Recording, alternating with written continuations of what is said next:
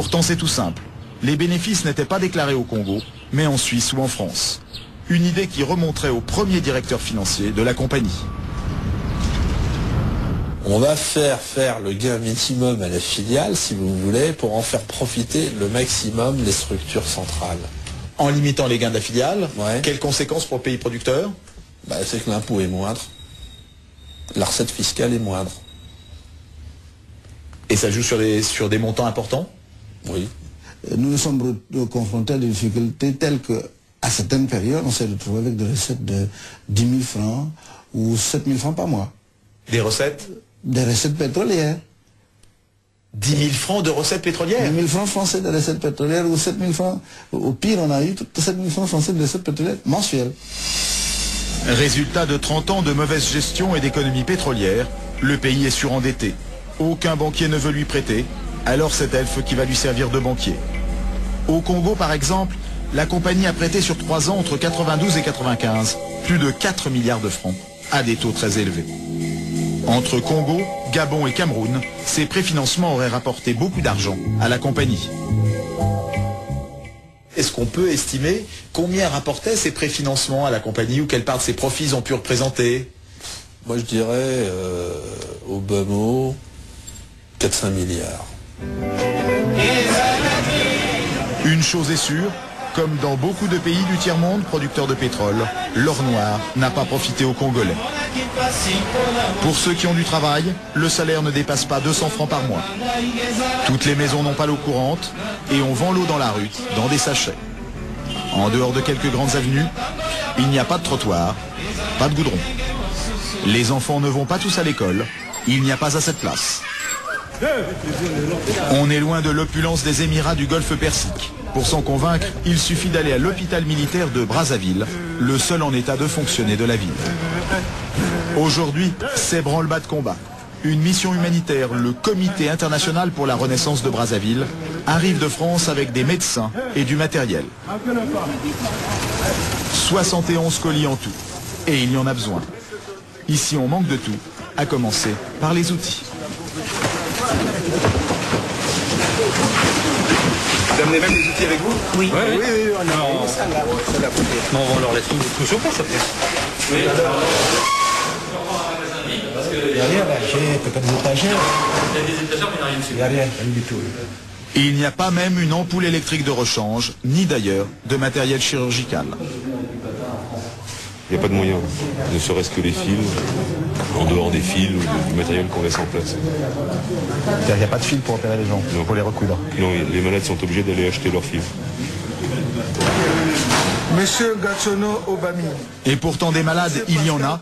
Plus d'une centaine font la queue depuis des heures pour venir consulter les médecins venus de Paris. Monsieur Ndongo. De quoi vous vous plaignez, monsieur? Je sens une douleur ici. Oui. Et ça fait très longtemps que vous avez mal? Ça fait combien de temps? Ouais, 3 ans. Hein. Je crois qu'aujourd'hui, on n'a pas les moyens de pouvoir vous opérer ici. Sur la colonne vertébrale, c'est difficile. Je crois qu'il faut mieux s'occuper de tout ce qui est problème de fracture. Le monsieur en bleu qui boite ne sera pas opéré. Les médecins se concentrent sur les cas d'urgence. Cette dame est arrivée au bord de la mort. Avant de repartir à Paris, les médecins vont faire ce qu'ils peuvent. Le pronostic est toujours très sombre quand même dans ces cas-là.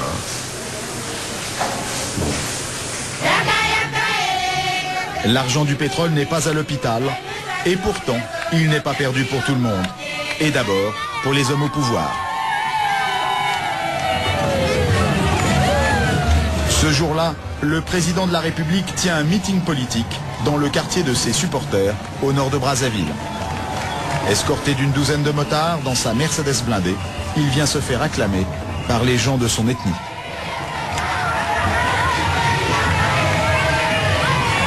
C'est l'homme qui domine la vie politique depuis 25 années au Congo. C'est l'interlocuteur numéro 1 des pétroliers, Denis Sassou Nguesso.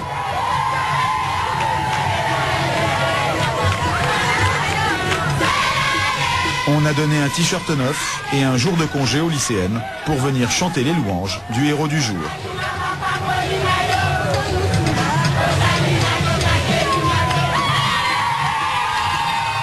Et pourquoi vous êtes là? Pour voir le président.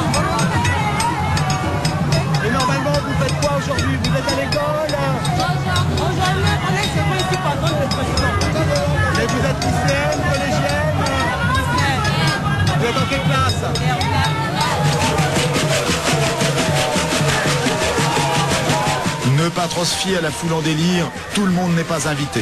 Et le défilé a lieu sous haute protection militaire. Le général Sassou est arrivé au pouvoir après un coup d'État et les opposants sont en prison ou en exil. Il règne sur le pays comme un roi plutôt que comme un président. Ses opposants lui reprochent d'avoir accaparé les ressources du pays.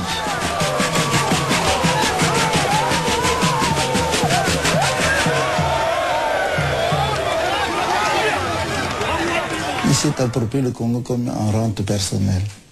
Donc il pense que le Congo c'est sa propriété. Mais vous savez très bien que quand M. Sassou était en France ici, quand il faisait le couvert à ses amis, il disait le pétrole du Congo c'est mon pétrole. Donc il se comporte comme tel. Quoi que c'est son pétrole. Ce n'est pas le pétrole du Congo et des Congolais, c'est le sien. Comme à chaque fois qu'il se déplace, le président monarque est accompagné de sa cour. 2 millions de Congolais vivent dans la misère, quelques milliers d'entre eux roulent carrosse sans complexe. Ces 4x4 climatisés flambant neufs, des Toyota, tous les mêmes, valent 600 000 francs pièce. Voici par exemple le ministre des Hôpitaux, accompagné de son épouse. Bonjour monsieur le ministre, comment allez-vous? Voilà, merci beaucoup. Pour accueillir tout ce beau monde, la présidence de la République a même engagé les hôtesses d'une agence de communication. Pour l'occasion, on a déroulé le tapis rouge dans la poussière. Comme quelques confrères africains célèbres, Mobutu ou Omar Bongo, le président lui-même a amassé une importante fortune personnelle à Paris. Il a bodé, il a un hôtel particulier à Avenue Rap, il a une propriété au Vésinet, il a bien beaucoup d'autres. Il a acheté ça comment? Voilà ses appartements de l'avenue Rap, dans un des plus beaux quartiers de Paris. Et ici, au Vésinet, une propriété qui vaut plusieurs dizaines de millions de francs. Il était payé comment pour acheter tant de propriétés en France? Et ailleurs? Si le président Sassou est devenu riche, c'est grâce à un système que connaît bien un homme. Le voici filmé lors du procès d'Huma de Viejoncourt.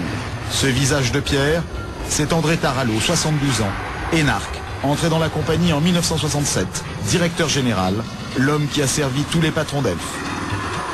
L'homme qui a fait la réussite de l'entreprise en Afrique, un homme aussi discret qu'indispensable.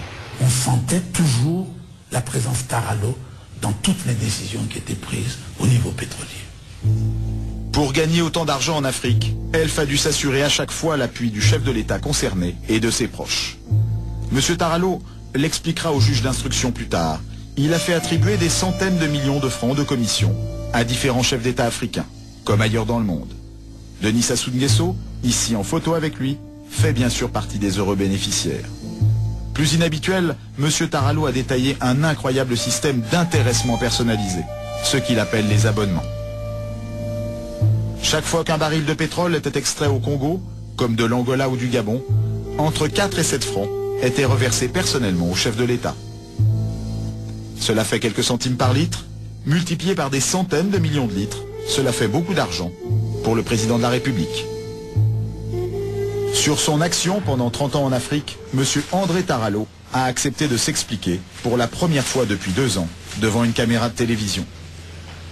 C'est bien lui qui négociait personnellement ces fameux abonnements avec les présidents africains. Ce sont des accords secrets, mais de vrais accords, c'est-à-dire des contrats. Donc ça c'est quelque chose qui se discute entre vous et le président? Oui, parce qu'encore une fois c'est un contrat. Alors après cela était mis sous forme contractuelle et était signé par les ministres du pétrole, ministres des finances de ces pays-là. Encore une fois, il ne s'agit pas de choses cachées. Il ne s'agit pas d'argent circulant dans des valises. C'était comment alors un virement? C'était des virements. C'était des virements à des comptes qui étaient indiqués. À Brazzaville, nous sommes allés interroger le président Sassou Nguesso sur ces arrangements secrets. Il nous a reçus dans sa propriété personnelle. Le gazon est fraîchement tondu. Avant de l'interviewer, il faut passer le filtre de sa dizaine de conseillers personnels. Il ne dément pas que des accords occultes existent, aujourd'hui encore, avec les compagnies pétrolières, mais il refuse d'en parler avec précision.